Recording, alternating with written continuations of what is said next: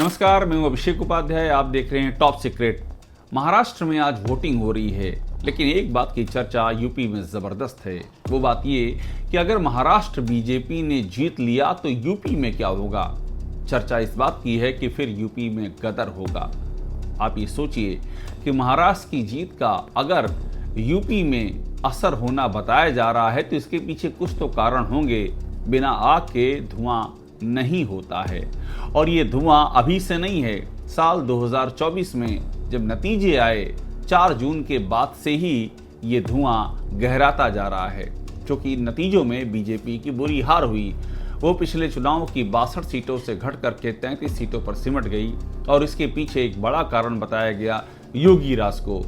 जब रिपोर्ट दी बीजेपी के संगठन ने 15 पन्नों की, तो उसमें भी इस बात का जिक्र हुआ कि किस तरह से योगी राज में प्रशासन ने मनमानी की है, बीजेपी के कार्यकर्ताओं पर अत्याचार हुए, उनकी सुनी नहीं गई, और यहाँ तक कि बीएलओ जैसे अधिकारी जो बूथ लेवल पर तैनात होते हैं, उन्होंने जानबूझ करके मतदाता सूचियों में हेरफेर किया है, और जिससे कि बीजेपी के उम्मीदवार को नुकसान हुआ है, और ये सब प्रशासन की नाक के नीचे हुआ है। लोकसभा की हार के बाद से ही एक बात ये और नोटिस की गई कि योगी आदित्यनाथ के तेवर कुछ और भी ज्यादा आक्रामक हो गए हैं। उन्होंने एक के बाद एक ऐसे कई फैसले किए जिससे ये माना गया कि अगर केंद्र में बीजेपी कमजोर होती है तो योगी आदित्यनाथ मजबूत होंगे। राजनीति ऐसे ही विरोधाभासों में चलती है। हम आपको योगी आदित्यनाथ के वो चंद फैसले बताते हैं जो कि माना गया कि केंद्र के साथ तालमेल और संगठन के साथ तालमेल बिठाते हुए नहीं थे, योगी अलग लाइन खींच रहे थे। उनमें एक बड़ा फैसला था नुजूल का फैसला, यानी कि यूपी में जो नुजूल की ज़मीनें हैं, एक नुजूल एक्ट ला करके बाकायदा ये फैसला हुआ कि सरकार उनका इस्तेमाल करेगी विकास कार्यों के लिए, और ऐसे में जो लोग वहाँ पर रह रहे हैं उनके बेघर होने की नौबत आ सकती है। इस मामले का विरोध खुद बीजेपी के भीतर से हो गया, और विधानसभा में पास होने के बाद भी विधान परिषद में ये बिल लटक गया, या यूं कहिए कि खुद बीजेपी के संगठन ने लटका दिया।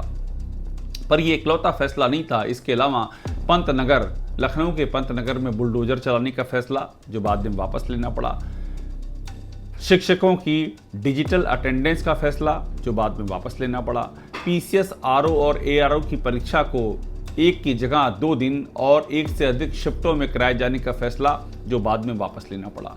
ये वे सारे फैसले थे जो ये माना गया कि योगी सरकार ने एक तरफा लिए थे, संगठन की इसमें सहमति नहीं थी।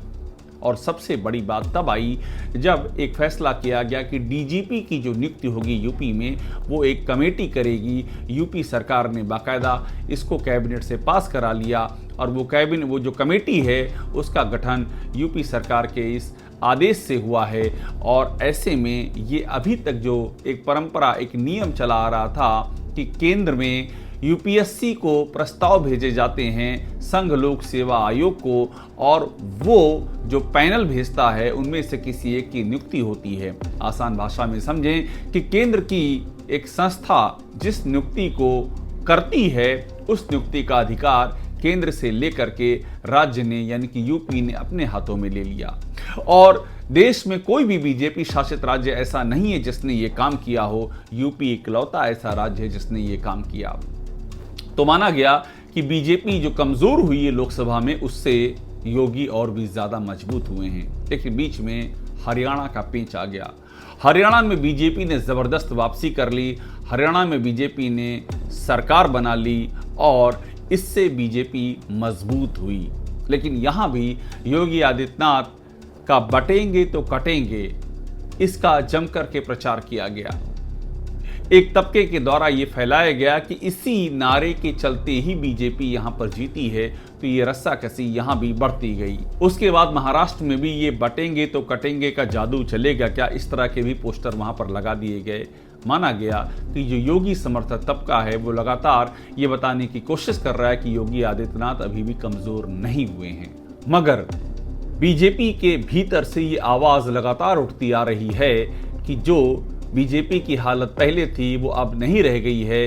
बीजेपी 2014 के बाद 2019 और 2019 के बाद 2024 इन तीनों ही लोकसभा में लगातार उसकी सीटें कम होती गई हैं और विधानसभा चुनाव में तो 2017 से 22 के बीच में अच्छा खासा फासला हो गया है।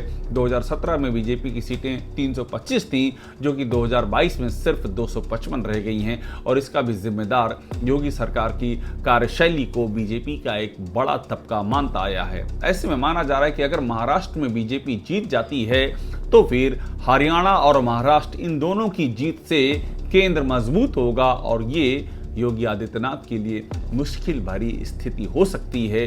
इस बात की पूरी संभावना राजनीति के जानकार जता रहे हैं। अंदर खाने से खबरें यही हैं कि महाराष्ट्र बीजेपी अगर जीती तो यूपी में उलटफेर निश्चित है। यह अनुमान नहीं बल्कि निश्चित जताया जा रहा है।